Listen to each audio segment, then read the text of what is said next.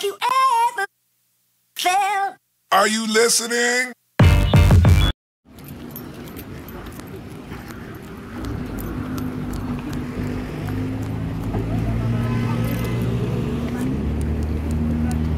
I'm driving to work, minding my own business, and the cars in front of me suddenly stop on the A4. There's smoke everywhere, people are screaming, and one of the drivers in front of me gets out of his car and starts flagging down the other cars, telling them to stop and attend.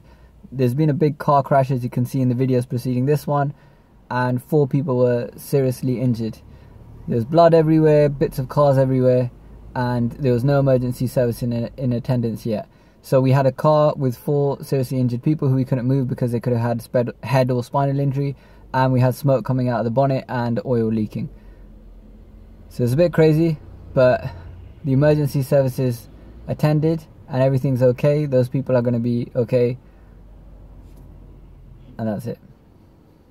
Something called the bystander effect, which is fairly well researched, and what it shows is that if one person stops and he starts telling other people to stop, they feel obliged to stop and help out. If no one stops, then often serious things like murders and robberies can happen and no one can do anything to intervene. So it's really important, if you are involved in an accident, flag down some help. Luckily in that incident there was somebody who had a fire extinguisher, there was someone who had called the ambulance, so the more people that you can have there to help, the better. So if you're involved in a serious incident, flag down help, point at people directly, get them to come towards you. That's the safest way. Good morning, it's Bank Holiday Monday, and today we're going to improve the vlog. Based on your feedback, we're going to be doing it in this room so that it's a bit more consistent as a backdrop, and also we're going to have a bit better of a layout. So first we're going to talk about pain, then sitting, then food, and brain training. And we're going to try and keep it quick and concise. Brain training. Now there's a lot of software out there, and what the research shows is that it improves your cognition slightly, which means that it's definitely beneficial. And what these training softwares do is they take the brand standardized Q test, they look at different factors like memory, spatial awareness, recognition of sounds, and they look at where you're weakest, and they create a homework program which works on your weaknesses so that you can develop a better all-rounded cognition and that you improve your cognition. And what the research shows is that the improvements that you make using this software are lasting. So at least at a 10-week follow-up, we know that those effects still last. The key take-home message is that the improvements are slight, and it's perhaps no better than what you would get if you tried to learn a musical instrument, learn a new language, and you did some crossword puzzles or some maths challenges. So those 3 things are potentially going to give you as much, if not more, of a benefit long term. The other key point is that they offered slight improvements, and there are things out there which can offer moderate improvements. So the best thing in terms of improving cognition, doing things like helping prevent neurodecline and diseases like dementia, the best thing for that is actually physical aerobic training. So things like running, cycling and swimming. If you do those things, it's shown to improve cognition by 14%. So what that means is going for a morning run will improve your memory that day by 14%. That's massive. If there was a drug that could do that, everyone would be taking it. The next topic, intermittent fasting. There's a lot of stuff out there on the 5-2 diet, and it's been popularized. If you have a few minutes, check out a documentary that was made on BBC Horizons called Eat Fast and Live Longer. It's got Fauja Singh, who's a famous Sikh runner, on there. And it talks about having diets which potentially restrict your calories, but not only does it help in terms of losing fat, but it also helps prevent and reverse things like diabetes and a whole host of other diseases. So it's good for your body, and the idea is that you're eating for a certain period in the day or in the week, and then you have some time off where you're not eating. And what that does is it allows your body to do its own housekeeping, and you end up in a lot better state. It's hard to do, it's a discipline. You eat for 8 hours in the day, and then you don't eat for 16 hours in the day. So 9 to 5, for example, same as a work day, you would eat as you normally would, and you can eat as much as you like, and you can eat whatever you like. But the other 16 hours you don't eat anything, you just have water. I found it's great for losing fat. I found it helps my digestion because my body gets a chance to have a break from eating. And I found I feel better from it in terms of my skin, energy, everything. The next point, sitting. There's a few friends of mine who are getting some problems sitting, especially when they're sitting at the Gurdwara. They're getting pain in the middle of their back, their lower back or their knees. So there's a couple of things you can do to remedy that. The common problem people tend to have is they tend to slump, which tends to cause an ache here. Even if you're not slumping, you tend to start to develop pain if you're sitting like that for a long period of time. So here's a yoga based exercise which is great. What you do is sitting cross-legged, you hold onto your shins, and then you roll your spine up, so you roll your chest up as high as you can go, and then you roll it back out, allow your back to slump as much as you can, and then you go back the other way. And you want to do this 100 times. And you can do this while you're sitting down, or you can do this at a separate time in order to strengthen the postural muscles of the back. This is a great exercise. Make sure you bring the shoulders back and you arch your back as far back as you can.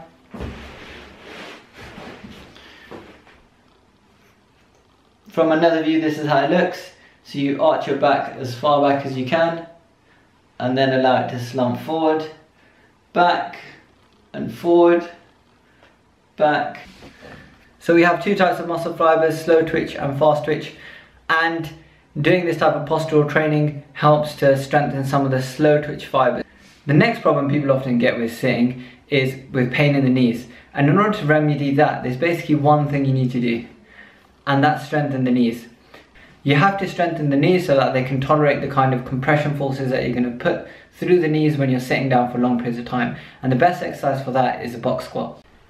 The box squat exercise is really easy. All you need to do is have your feet shoulder width apart, pointing straight ahead in front of you, like so.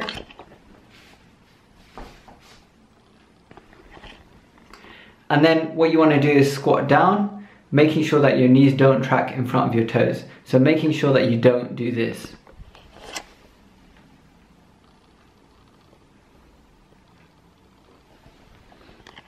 So that's what you don't do. And this is what it should look like.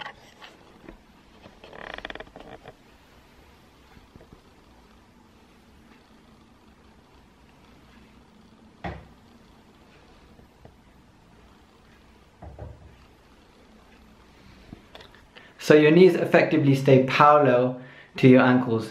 Your knees do not track further forward. In order to do that, you have to stick your bottom out when you squat.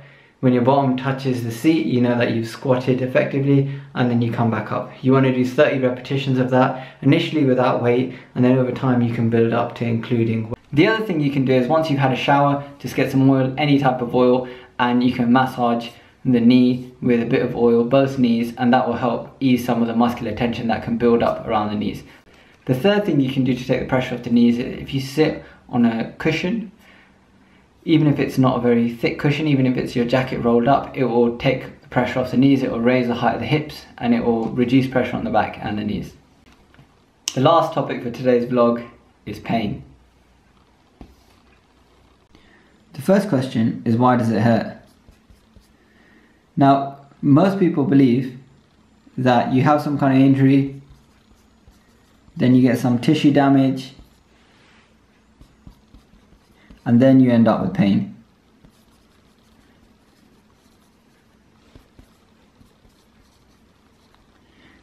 And in acute pain, that's correct. So you have injury, tissue damage, and pain. But it doesn't always work like that. To pain, context is what makes the difference. An example of this is Mantello Mitchell, an inspiration to the USA track team. During the London 2012 Olympics, he broke his leg during the race but carried on running and finished the race, allowing his team to go through to the finals. To context in a bit more detail. So here's 4 aspects of context. One study compared 2 groups. One group was violinists and the other group were just normal people who don't play the violin. They injured the finger which you would normally play a violin with on all members of both groups. The group with the violinists experienced more pain with the same injury than the other group. This suggests that the context in which we experience pain plays a factor. So if you think your back pain is going to limit you from what you want it to do then it will increase your pain. What this is showing is if you think an injury is going to make a massive impact on your life, then it most likely will, and you will experience more pain as a result. So having danger signals being flagged up from an injury potentially makes us in a worse situation. The next study is about road traffic accidents and whiplash. If you have a car crash and it wasn't your fault, you're more likely to experience more pain from your whiplash. If it wasn't your fault, you're more likely to experience more pain. And this again comes down to the context of the situation. If it wasn't your fault, you may feel like this, why did this have to happen to you? And the other person is to blame for your pain, which again makes your situation worse and your experience of pain worse. The third study is about what you think. If you have an MRI scan of your shoulder, of your back, of your neck, and it shows degeneration, you're more likely to experience pain. If the scan shows that there's severe degeneration, then you're more likely to experience even more pain. So scans aren't always helpful. It is important to rule out any serious pathology. However, in most routine cases, scans are not indicated. And if you think about people like Arnold Schwarzenegger or Fodja Singh, the famous runner, if you scanned their bodies, they would probably have severe degeneration in every joint of their body, but they still function to a very high level. Degeneration on scans does not equal pain. However, it sets the alarm signals off for the brain, which means that the brain produces pain as a result.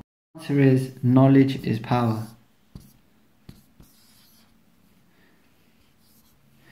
If we understand how pain works, and we understand that tissue damage does not always result in pain, and pain does not always result from tissue damage, then we can start to do and create steps to combat the pain. And it's a bit like any other long-term condition such as blood pressure. There's no quick fix. It's about creating a management plan and implementing that to reduce pain long-term.